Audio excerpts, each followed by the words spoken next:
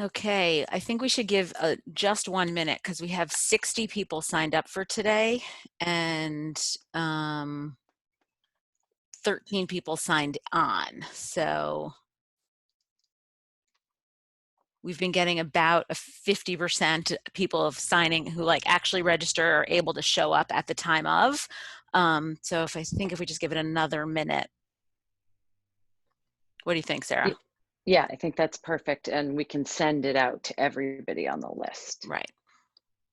And we'll start recording like in a few minutes so that nobody has to listen to this inane talk. To talk all about connection today. All right, I started recording. Okay, well then I ran out of time to get my tea. Oh, go get your tea. No, it's fine. Okay. It's fine. Okay, are we officially starting, Rachel? Let's start. We'll start with housekeeping. Yeah. Okay, so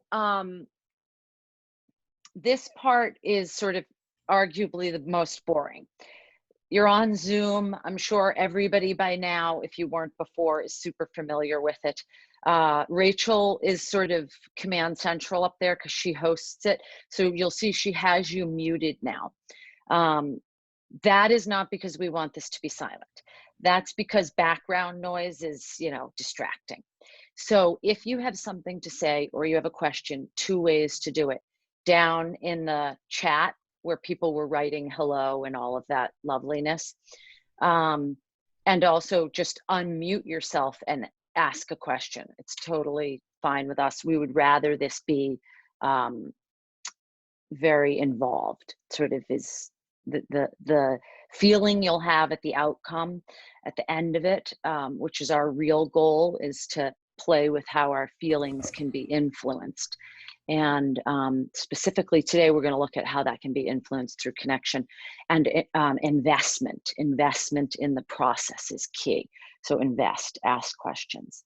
And other than that, there's nothing else really with the Zoom. The other thing to know, we have to say, is that this is not therapy, as much as we're both psychologists and have a tendency to always want to go there. This is not that. This is a place for us, like I said before, to really sort of play with how we can leverage our psychology and our neurobiology to feel our best. And part of it is through connection. So this is a place for connection, and we'll sort of keep a portion of it psychoeducational to that end. So unless there's any questions about the specifics, we open every hour with breath work.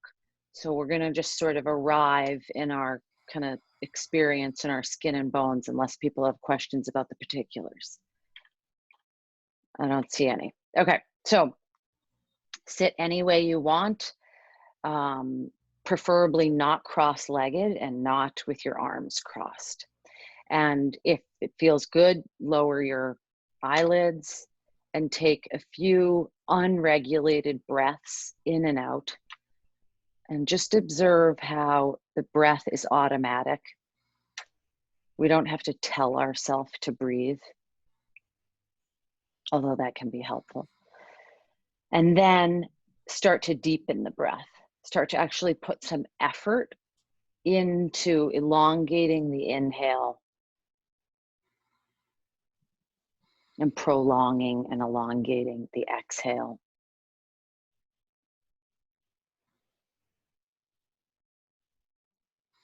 And notice how just that shift, you sort of arrive in your own skin and bones more.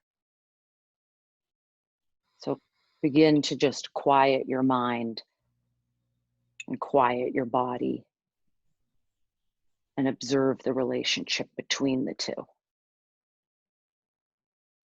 And then when you feel ready, we've sort of arrived all together. And we'll begin. So welcome. This is mine and Rachel's third. We're calling it House Call. This is the third series.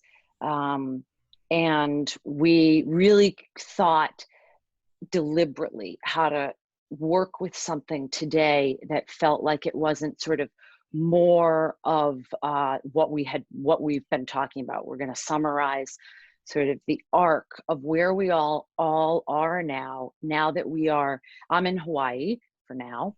So my experience is that I'm at a month. Other people are longer in, depending on where you are, but we're sort of at a minimum of kind of a month into this new normal.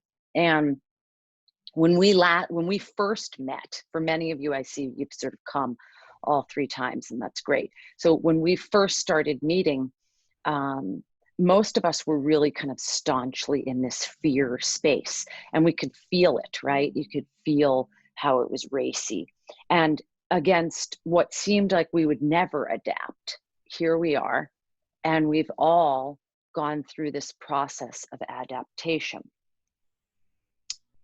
We often think that growth and change sort of feels good, that it looks like success and achievement, but actually adaptation always has elements of constriction, restriction, and friction. And so we really want to drive home today that what we've been going through is the adaptation process. We are in the process of adapting. And the part that is the most overwhelming for many of us is to what, right? What comes next? And Rachel and I are just psychologists. We are not actually fortune tellers. So we don't have the answer to that. We'd be multi-millionaires if we had that skill. Mostly what we want you to leave with today is this sense of agency over kind of which side of the coin is face up. Is the adaptive process sort of wearing on you past what you can handle, or do you also have a sense that you have some agency over it? And the second, and this one's really important to today's topic, is to trust the process. The process, we mean the process of what is happening inside of you, because we're shrinks. So we're like obsessed with, the internal process, both psychologically and neurobiologically. We want you to trust the process. Our goal is to actually have a discussion that shows you that we're sort of all exactly where our body and our brain and our mind in synchronicity has guided us to be. So, this is what adaptation looks like. It looks like, oh my God, I see Lori. Hi, Lori, you're the best. Adaptation looks like you went 18 rounds with your worst nightmare. And for many of us, this is our worst nightmare. We just didn't even think about it before. So with that, I'm going to let Rachel dive in. She's going to tackle looking at fear and sort of the start of what comes next. Okay. If there's not questions, people are welcome to chime in. Don't forget, connection involves investment. So like Sarah said, today's discussion is about the evolution of fear in our brain, body, and mind, right? We want to focus on what comes next. We've all been dealing with this fear thing in spades the past few weeks, right?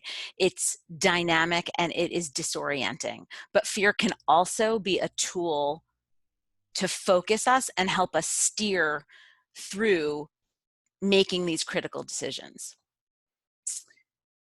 As we've said, we're affected individually and collectively by this pandemic, right? I mean, the word of the pandemic, right? It is all of us. But each geographical area has been disrupted at different times, and each of us individually are affected in different ways, whether it's our jobs, our families, our homes, our health, whatever it is. And yet, we're all staring at the same abyss, right? We're staring at these stay-at-home orders and the shifting responsibilities we have in our larger society. We might be quarantined alone or with others. We might have access to outside space, or we might be really limited in our ability to move around. Regardless, we're all trying to figure out the details of what our new normal looks like, right? Schedules, What are we wearing? What does virtual socializing look like? How do we connect? How do we deal with food prep? And so on. Right. So in other words, for many of us, the immediacy of our fear response, which is the fight or flight response, which is what we've been kind of residing in for so long, that's started to stabilize, and it's giving way to something different. And that's the focus of today, that adaptation. Sorry, I'm trying to also let people in. So and with adaptation comes new and different sources of, as Sarah said, internal friction, complacency, and constriction, right? We're no longer dealing with just the immediacy of the next steps to make tomorrow happen. We're starting to pick our heads up and see past today or tomorrow, and starting to question and examine what comes next. And this shift accompanies a natural fluctuation in brain chemicals and psychological responses to uncertainty, right? And Sarah and I work in the realm of feelings. That's the language that we speak as clinicians.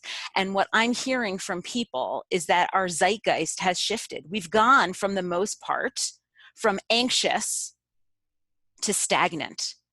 I've asked people both in my office, in my clinical realm, as well as my friends, what are you feeling right now? What is it that you're feeling right now? And what I'm hearing is, I'm fine, or I'm bored, I'm sad, guilty, frustrated, restless, feelings of grief, of worthlessness, stagnation, and stuckness. These are the words that are coming up. Of course, these are punctuated by sort of intermittent flare-ups of anxiety and feeling fear all over again. And all of these experiences are typical in this long arch of change, right? Both, there's huge changes that are happening, both at individual and group dynamic levels. So the process is not pretty. It's often painful, and it is always necessary for growth, right? So to break it down, as a reminder, in response to threat, our amygdalas are lit up, right? The lizard brain, the most basic internal, like, first part of our brain, is working to keep us safe. And it's producing adrenaline, noradrenaline, and cortisol as a fuel source, right? And that fuel burns brightly and comes at a cost. It's not sustainable for long periods of time. Stress, cortisol, leads to a cascade of physical, emotional, and mental symptoms, right? We've talked about some of these, right? You might feel tension in your body. You might feel chronically exhausted no matter how much sleep you get. You might have difficulty with concentrating. You might have changes in your appetite, right? When stress and cortisol are at its highest, some of us feel numb, cut off, and disconnected. And that's where we are right now. We've been working at this for, I don't know, what feels like forever, approximately. And after a while, we crash. And that's the flip side, right? As the initial shock wears off, we begin to feel things again. And that's often really painful.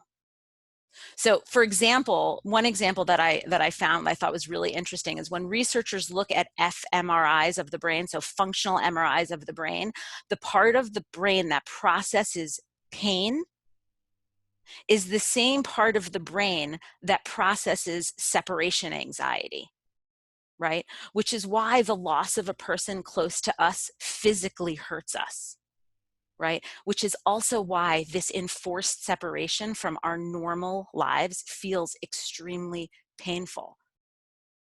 And even more importantly, or I don't know if it's more importantly, but also importantly, is that the amygdala is state dependent, which is why when you're sad, you're more likely to remember other sad things. Every loss brings up every previous loss, especially ones that aren't resolved, which is what, we work with so much in our practices, is that when people feel the pull back to a previous state, and they're like, I don't understand why this is so painful. Sometimes the most helpful thing I can say is, sorry, fellow human beings, this just can't be helped. It's often really painful.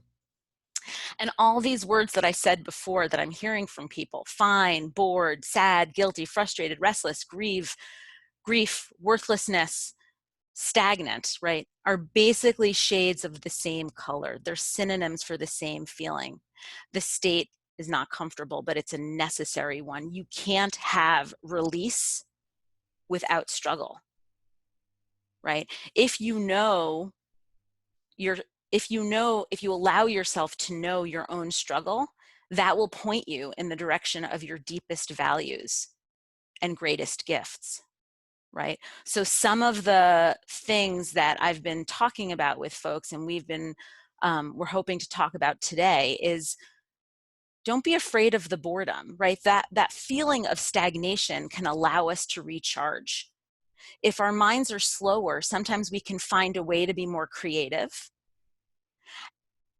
And often we use bored to actually mean something else. This is especially true for kids, but it is also true of us adults, right? We say bored when we actually mean lonely or sad.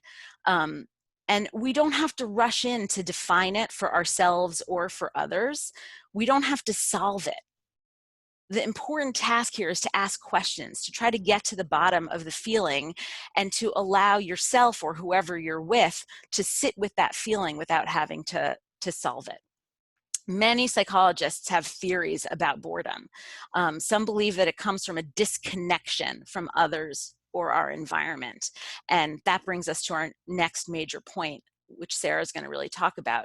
There's research that indicates that when we feel bored, stagnant, or stuck, we need to look towards connection. We have to use this awareness of the feeling state that we're in to motivate our behavior. And in this particular way, right now, we really see the importance of connection. So that is what I have to say, and I'm going to turn it over to Sarah. Great. Does anybody have any questions or want to chime in, or we don't want to just, like, the last thing contrary to what it might seem like, we don't actually want to sit and listen to ourselves talk. Love that talk about boredom. Yes. Well, you're going to love this next one too, Rachel. Yeah, so that's sort of the key thing, is the word stagnation. That's really why Rachel and I honed in on sort of trying to make this next talk about this, because we are hearing that and we experience it, right? We experience this sense of, like, sort of the newness of it, which comes with excitability. Anxiety has waned. And in it, the way I sort of think about it is we've almost moved from a dopamine neurocurrency, that's what fear is, to an oxytocin neurocurrency. And we're going to talk all about oxytocin today. That's essentially how we're going to look at and kind of try to leverage the upside of this sense of disconnection. And so basically, we all attach to something, period. Like, we attach to something. Even people for whom the biggest struggle is they feel totally disconnected, you are attached to that feeling. We attach to our thoughts, our worry, people, ideas, religious communities, political beliefs, beliefs about ourselves. These are all ways that we are time and again creating these patterns of attachment. And much of the suffering and the struggle that we all encounter on a day in and day out basis is related to our patterns of attachment. And as a shrink, for sure, that's really, if somebody said you have to summarize in one sentence what you see coming in and out with your clients on a day in and day out basis, I would say it is the role that attachment creates in our suffering, the attachment to our patterns, our habits, all of it. So we figured today, and this space, you've all carved this hour, is the perfect opportunity to really be mindful about how we leverage this attachment process, because essentially it's unavoidable. It's happening inside of you neurochemically. All of us, we are driven to attach. And with that, let's see, I've been doing great for at least 7 weeks. But a few days ago, I finished a course to a regular scheduled Zoom call with, okay. Yes, exactly. Although I would, Pauline, I would look at the sentence, I've been doing great for the last 7 weeks. So great is just another cage. I always say, you know, we try to stay equidistant, but I hear you. I do hear you.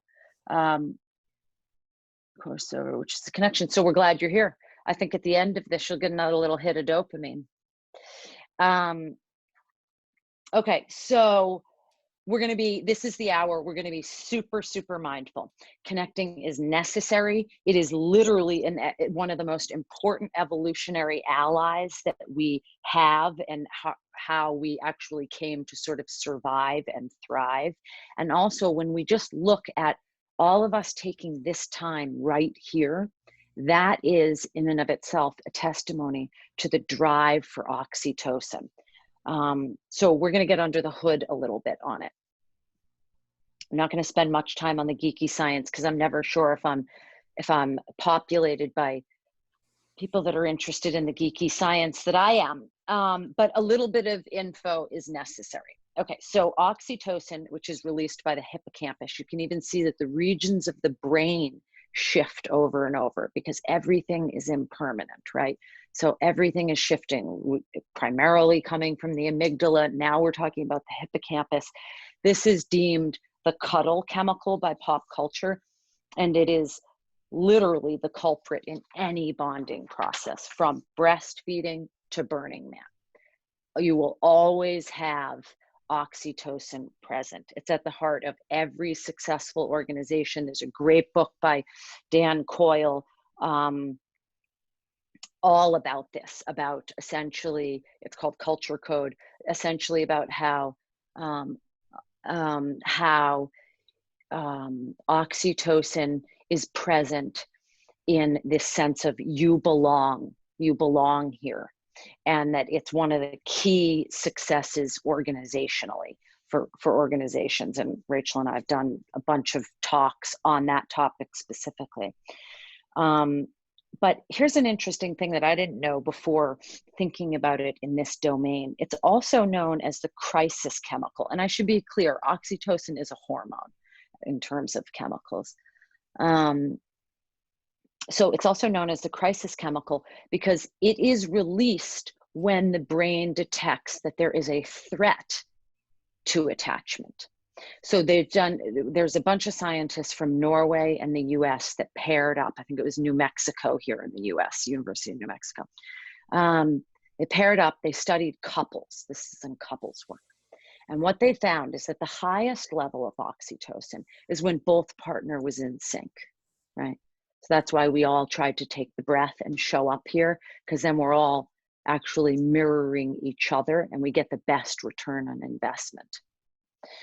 But also in partnerships where one partner felt that there was a lack of investment from the other partner, the brain released the oxytocin as a motivator. It motivated the person, the partner, to make more of an effort and try to get the other partner reinvested. And I think if you've sat in the intimacy of any kind of couples work, you'll often see that dance happen back and forth, back and forth. And that is why. So it's not just a cuddle chemical. It's actually a chemical that is released in times when our sense of connection feels threatened. And I bring that up because, again, I want people to, and I'm using this word purposefully, to trust the process that's happening for all of us, because whether or not the quarantine has forced you into feeling actually mutually more connected with your community, albeit strangely through Zoom and whatnot, or with the people that you're quarantining with, or that you feel a threat to it, your brain is doing exactly what it needs to do. So it is sending us these cues to connect. It is hungry for attachment because, remember, we all attach to something. And so what we want to spend the majority of the time talking about, either specifically if people have specific questions and we have some suggestions, like, you know, takeaways, tips and is tricks. that tips and tricks, exactly. And by the way, a good little rhyme right there, is that there are ways to observe what you're attaching to, your thoughts, your experiences, the types of relationships, how you're using the technology to connect, right? This is very different than, and I'm the first one to be guilty of this, scrolling through Instagram, sort of looking for connection. These are very different ways that we can leverage the very same drive. And there are some tips and tricks. So I said before, it's a hormone. I think you see now that it's triggered even in stressful events, which we clearly fall into that camp right now. And here's the thing, it activates regions of the brain that are involved in collaboration and trust. And so that's why you end up in retrospect feeling better, because you are actually in greater sync with your community, and you feel that it is a brain chemical that is telling you that.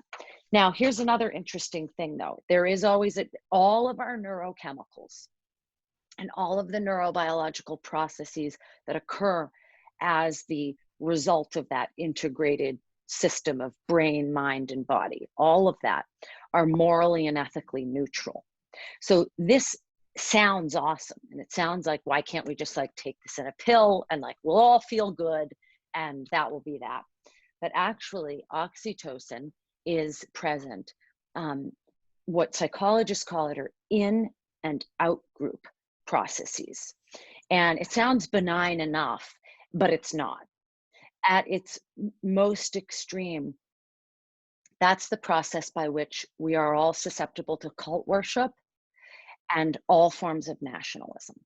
Oxytocin is right at the center of it because it's present anytime you attach to anything.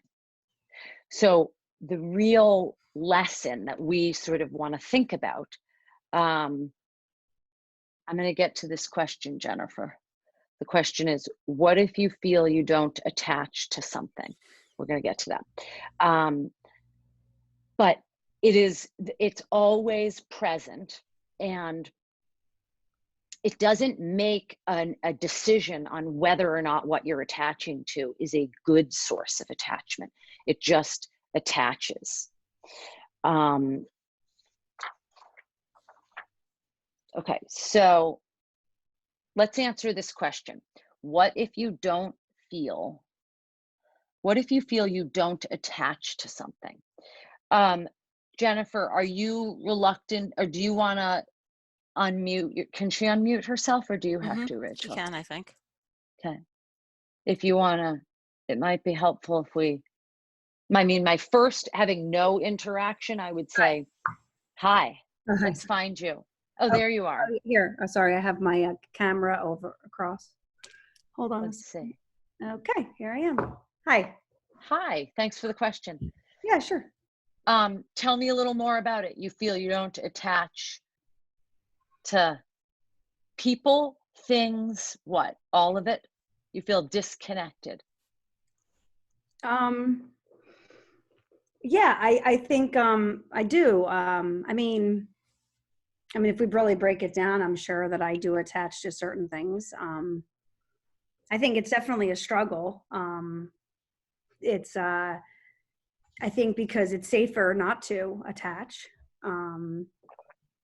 Yeah. And I think I attach, but I keep space, or there's an underlying, not letting yourself go all in. One foot out the door kind of thing, I think is maybe the best way I can explain it. Okay, so what I would say, and Rachel, I'm going to give you a crack at this too. I just say one more comment. Sorry, maybe I don't know yes. how. That's the other thing. Maybe don't. Okay, that's the fear. right? You hear the fear in there. Maybe I'm defective, right? So that's fear-based, and we all have that sort of sidetrack that goes on, right? What I would say is that you are, first of all, you're doing exactly what this period of time is asking, which is really, for all of these calls they're basically our ruse to get us to just be radically self-aware. So like, you've already done that legwork. And I would say that this isn't therapy, so we can't go like deep in, right? But I'll say at the surface, even that belief about yourself and that feeling is an attachment. It's an attachment you have inside of yourself about your experiences. And I have a book that I think you might have already read it. Have you read Radical Acceptance by Tara Brach? Mm-mm. I think it might, like, have a few sentences that will speak to you right now. Okay. Thank you. Of course. Rachel, do you want to add to that? I mean, I think the reality is that we all attach to something and someone. What we see is that if, there are different ways of attaching, but we are pack animals. We are born to attach. So it happens. The question is understanding how it works for us in positive or, more difficult ways in like whatever patterns we have in our relationships.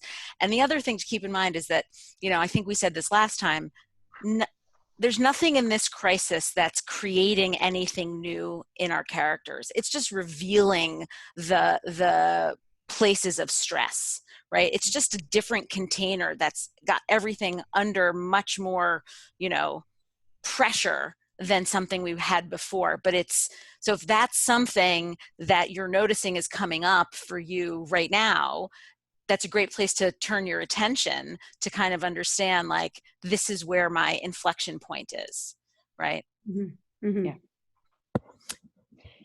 Yeah. Yeah, and this is too, like, when we think about, this is just a global remark now. When something Rachel said made me think about it. When we think about this, if you look at popular culture right now and like the hashtags, the big hashtag is "we're in this together." And it's literal, right? Because a pandemic is global. So we are, and that's unlike something we've ever, for most of us, have ever experienced before. While we have very bonding things, they usually would happen sort of geographically, right? This is global. But even that hashtag, these are all like cues to our body that are trying to send us, like, basically, you're not alone. You belong here. And we can do this for ourselves. We can actually create conscious patterns of thought and behavior and interactions that leverage this kind of sense of connection. And we are hungry for connection. That's what our animal does, like Rachel just said. So it's really on us what we feed it. And it's going to be fed. So it's going to be fed regardless. You're either going to attach to, cult worship, or you're going to attach like in Burning Man. So, but the actual neurochemical possibility that we just don't attach, it just doesn't happen. We have this in us all the time. So if anybody has any other questions about anything we've covered so far, otherwise we can sort of start in with the things that we think are helpful. Yes? Yeah, let's go to that. Yeah. Raquel? You want me to start? Sure. So one of the things that I think is really, when we talk about connecting, one of the things that I think is really important to make clear is we're talking about connecting to others, but we're also talking about connecting to ourselves, right? That making space to really make sure that you're in touch with whatever it is. That's sort of a corny therapist-y way of saying, right, in touch with your feelings. It's true. There's a reason why it's kind of cliche, is because it's true. So one of the things that I think is really helpful right now is journaling. And I may have said this in a previous house call, but if you journal, it doesn't have to be a novel. It doesn't have to be forever. It doesn't have to be for anyone else. It's taking 5 minutes a day and just writing. And the prompt that I like to use is, I feel. And then just writing free form for a few minutes or one page and see what comes up, right? That gives you an opportunity to get whatever's inside out on a page. And we know that that is organizing for our brains. Seems doable, right? Okay, the second one, and this one holds some psychological terms. So the second one, and there's a part of this one that is so obvious, and yet I didn't even think to say it when I first wrote it out. So essentially, try each day to connect with somebody where you feel seen. Now, what we mean by seen as shrinks is this psychological concept, and it's actually a psychological achievement. And when you see the failure of it, it's diagnostic for Rachel and I. The absence of this capacity to see somebody fully is often at the heart of personality disorders like narcissism and antisocial personality disorder. So attachment ruptures are present when somebody doesn't have this capacity. So seeing is, it's a, Rachel, am I right that it's a term used by infant development, right? That's where it sort of originates from, or am I making that? I need a fact checker. Chris-Anne, you need to be my fact checker. I mean, I don't know about that, but I think the feeling is right. It's about the feeling that you feel that someone actually is recognizing you as a person, right? As a unique, distinct person. Like Rachel sees me as a totally distinct human being from her. And the reason distinct is so important is because you can feel incredibly seen in conflict. You don't need to be getting along all the time to be seen. It can be a conflictual conversation, but you have that sense that the person sees and respects you as a distinct human. Go on, Rachel. I made you lose your train of thought. Yeah, you did. But I'm back. I'm with you guys. I know. So this idea of being seen is really important. And there's some of the details about it are important also. One of the reasons why people like video more than phone is because of the eye contact. There's something about the actual importance of making contact with your eyes that helps people. The eyes are the window to the soul, right? There's truth to that if we can really connect with someone, that is important. That's why Zoom can be helpful, like we're doing today. That's why sometimes it's really important to turn off your technology, right? And face someone, actually not be with them, kind of, sort of, but actually with them. And it's like a dying occurrence nowadays. Yeah, right. It's like a dinosaur. We're seeing the fossils of it.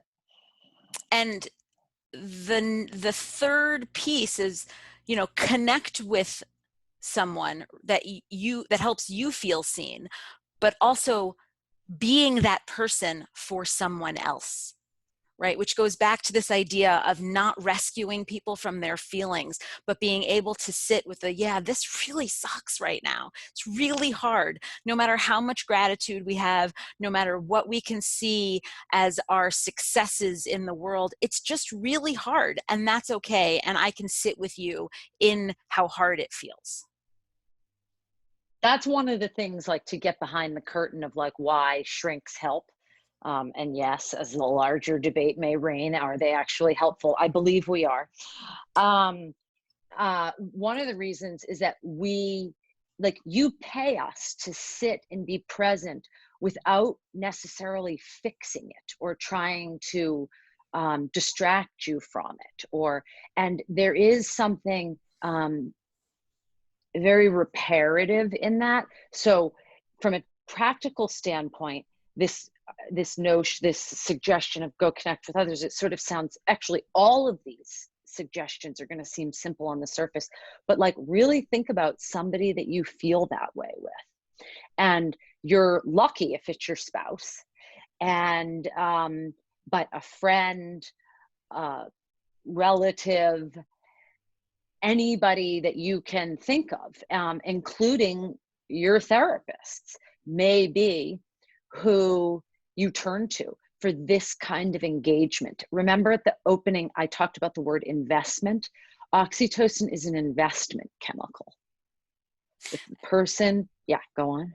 Well, I think that one of the things that is missing for a lot of us that we don't really think about are those tiny little interactions that we have with people, right? At the coffee shop, you know, at the pharmacy, whatever it is, like those tiny little moments of connecting with people give us a little boost of oxytocin, give us a little moment where we can feel good. Oh, thank you. That was nice, and go on about our day. And we're missing those. Right? And everything that we do have right now feels like, you know, all the connection that we do have feels like it's under so much pressure, right? So we're missing stuff that we're not even aware of. And so that's why we're saying, try to be aware of it. Try to be cognizant of it so that you can go out and create it in some of those spaces. Okay, so the next, Can I talk for a second? please. I really miss the little interactions with shopkeepers and when I'm going to stores, and that's something that I'm hoping to get back to. And one thing that I might just offer up to the group is that when you're trying to have small interactions with people, that you don't ask them how they are, but instead you find some very, very small nugget on like, you know, how their day's starting off that day, or, you know, how's work going that day, or like how the weather is different from yesterday. Because, you know, sometimes when we ask each other how we are, it's just a little bit, it can cut deep unintentionally, because it is an existential question. And it's thrown around like, you know, like it's not. And so I guess that's, you know, being very intentional about the smallest of interactions, I think involves kind of, you know, really tailoring to the occasion things that you say, and trying to make it easy for a person to respond truthfully without feeling like, to boost the authenticity of every moment. Mm-hmm. Yeah, I think that's a great point, because also you're right that the question, it's so fascinating that how are you became the like quick little bullshit we put between each other, because it is an existential question, and one that warrants more than like just an immediate reaction. I also think that not only can it trigger for people sort of those existential fault lines, if your reaction is to just be like, oh, I'm good, and sort of like blow it off, you know, it can also make you feel much more disconnected, because you're sort of left holding the question, but you weren't actually able to be seen. And so you're 100% right, Emmett. It's much better. And neurobiologically, I think what you're triggering there is you're basically making it like a small, it's like the list of things to do when we're overwhelmed. The more specific it is, the better. So it's like you're making it easier for the person to just sort of, you know, not have to plunge into like the depths of what they're experiencing. Definitely. I mean, even like if you ask someone how their work is going that day, 10 times out of 10, they will tell you that they just started, or they're getting off soon, or don't ask, but they'll say it with a smile. And so you'll almost always receive an authentic response if you can present a question that is truly, you know, tailored to a person's individual. Right, because then if you ask a specific question, right, they can't just say, I'm fine. Thanks, Right. how are you? Like you're How many ways requiring them to fine. actually think and respond. Yeah. Now we do the opposite in therapy, by the way. But yes, you're 100% right. In this, Right, but in this process. we're not talking about therapy, right? We're Right, talking about how do you exactly. And exist in the world. we're not doing therapy on the street corner either. Yeah. Okay, so I'm going to go on with the fourth one. So this one for me, because anybody that ever listens to me yammering on knows that I'm always saying this is an inside job. So this one is about connect with yourself. There is evidence that literally just your own hands on your skin in a loving way releases oxytocin. So you can go for a walk, do yoga, engage in breath work, meditation, specifically meditations release a lot of oxytocin. Paint, make music, do any of the activities that bring you an interior sense of connectedness. I think about it as integration. And actually, I'm gonna use this as an opportunity because Emmett gave me permission to ask this question that he had asked me privately. So I want to look at this question, this interior sense of connectedness. So this sort of goes back a minute, but are you cool with that, Rachel? Mm-hmm. He says, the question about journaling, he says, what if journaling makes you doubt your voice? Sometimes I'm overcome by the notion that no one really gives a fuck about what I'm writing about. So the act sort of veers into vanity. I relate so deeply with this, Emmett, as somebody that identifies as a person that words are how I make sense of my life. You can, I mean, I'm a journalist, and so I kind of try to, when I see my writing, I see it like up in lights and, you know, on newsprint and coming out of TV stations and that kind of stuff. Yeah. And so Yeah. it looks a little banal on the page, but it is banal. Yeah, I still double down. I mean, and now remembering, of course, that you're a journalist and all that, I very specifically to you, I double down on this journaling for you. I don't know necessarily whether or not it will release oxytocin for you, but I think this will be a good intersection for you because you've sort of self-admittedly said it's about standards, which gets into this realm of sort of perfectionism and maybe even like, you know, shame. So I am doubling down on that as a very specific tool for you. Right. You are not off the hook. Most of us have a pretty finely tuned sense of self-criticism, right? And this is not for anyone else. This is literally just the exercise of getting it out of your head and onto the paper, right? I don't ever think about going back to it. Sometimes I do, but most often I don't. It's not there. You don't need to explain who anybody is, right? Grammar doesn't matter. Spelling doesn't matter. It's just a task that helps us get what feels really disorganized inside of us out on paper. And there's a lot of research that actually says that therapy does work, that talking to someone does work. And likewise, so does getting it out of you. That when we are in our own heads, there's like a ruminative quality that happens that doesn't help us then to kind of move forward. And if you can practice, right, just trying to sort of fill this page with I feel, it's a really interesting task at the very least. And your sentence might start with, I feel this is an act of vanity, right? You can start there. I'll also say this, that how we do one thing is how we do all things. So the reason I would even double down on my commitment that you should journal with this particular prompt, because you're going to get to observe that anytime you have this feeling that something is slightly, that something is sort of slightly vain, or it's slightly sort of, you know, whatever version you're going to go from there, it doesn't matter, nobody gives a shit, you're going to behave the same way interpersonally, because it's, you know, how you interact with yourself at the deepest levels is exactly what shows up in your relationships. So I would argue it's going to impact your oxytocin either way we come at this snake. So, you know, you have your marching orders, sir. I have faith you can do this. And you have another question about the perfectionism.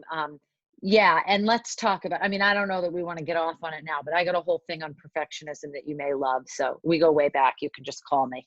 Right. You just give me an old-fashioned ring. I would love that. Thanks so much. Of course. All right, Sarah, you want to do the next one? Yeah, so the fifth one. This one is engage in a collaborative project. Now, I have with your kids, but if you don't have kids, do it with anybody. Okay, so everybody has seen on Instagram these funny things going around where people are like alone in their house having a drink and they toss it to somebody else, and somebody mixes it up and it becomes something that people share on their page. I haven't done it, but I've seen it. That's all a process of trying to engage that same sort of oxytocin, anything collaborative. So if you're, you know, do Legos, build something, do some sort of, if you have like a WhatsApp thing going around, do something in there.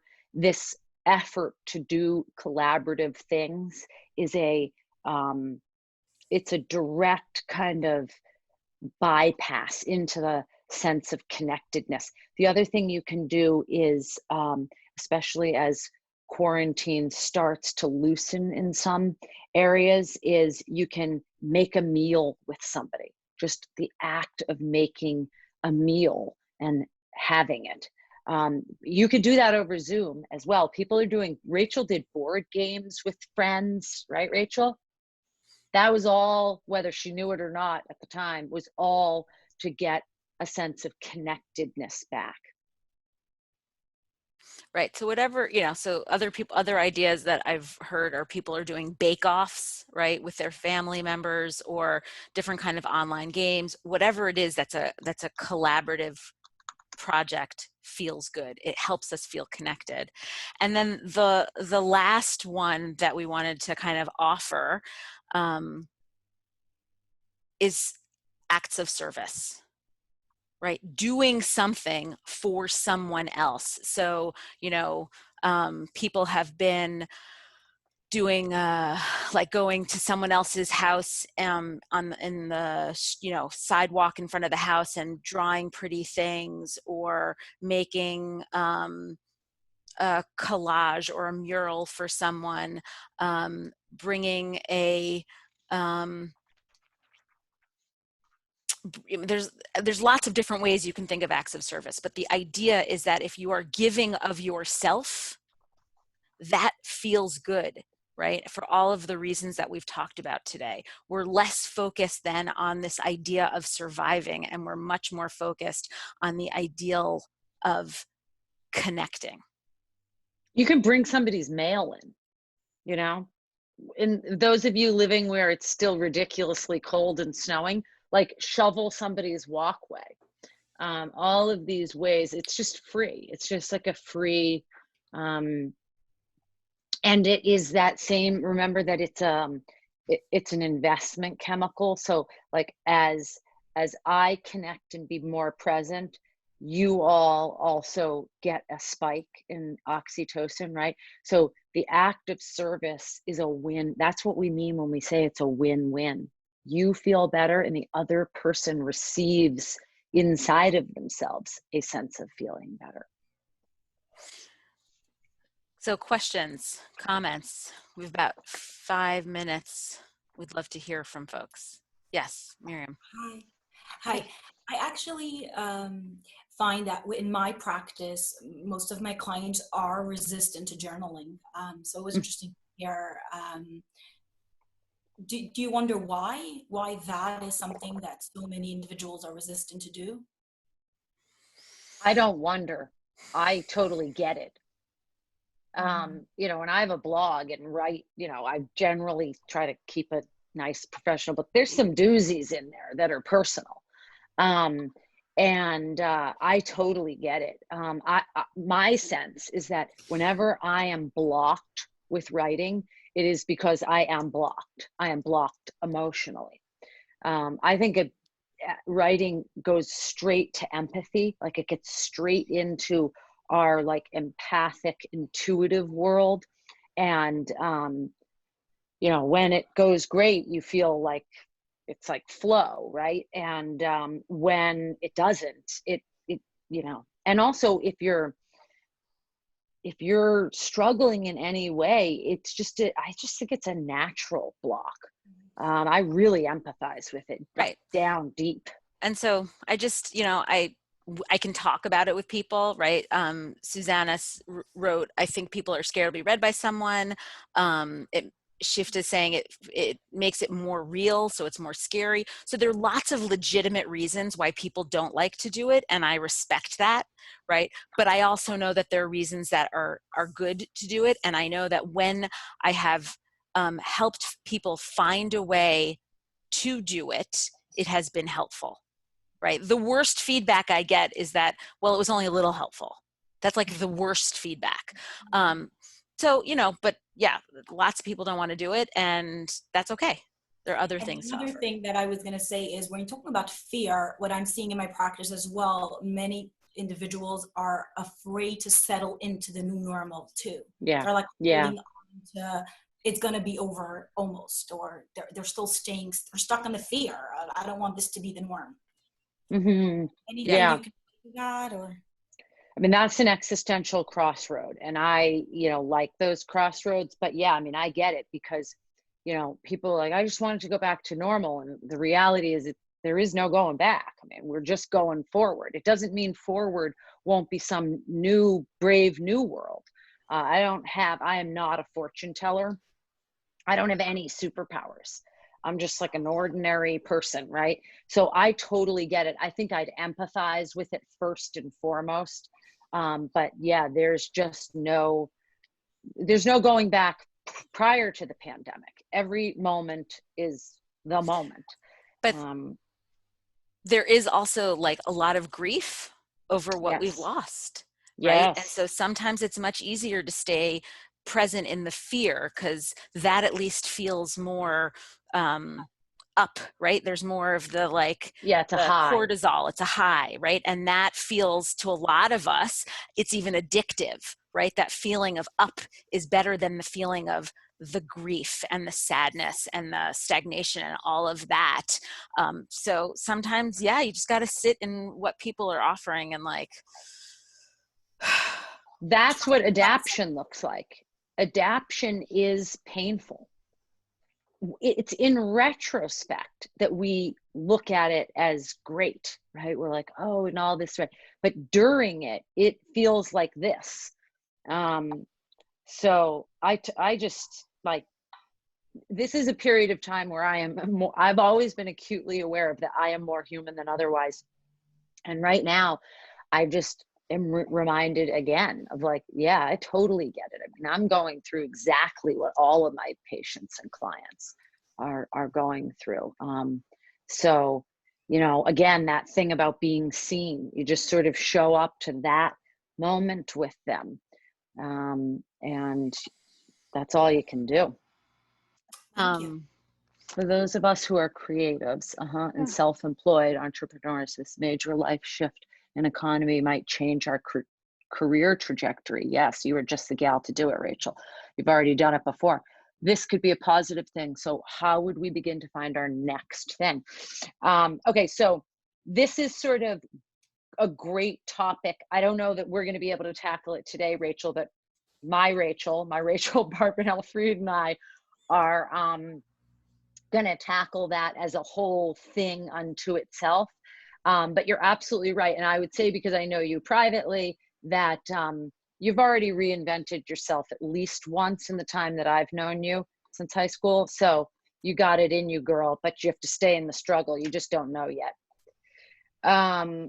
Okay, so it is 9 on the hour. Or 3, depending on what part of the planet you are in, or right. 2, or noon, or 6, or whatever, because we have, like, distance is irrelevant, right? Time zones are irrelevant. That's one of the beautiful things. I was going to make one quick comment towards the journaling. If it's helpful to anybody, I have actually been journaling a ton in quarantine, and it has been so beneficial to me. It has kind of blown my mind, and I hated journaling before that.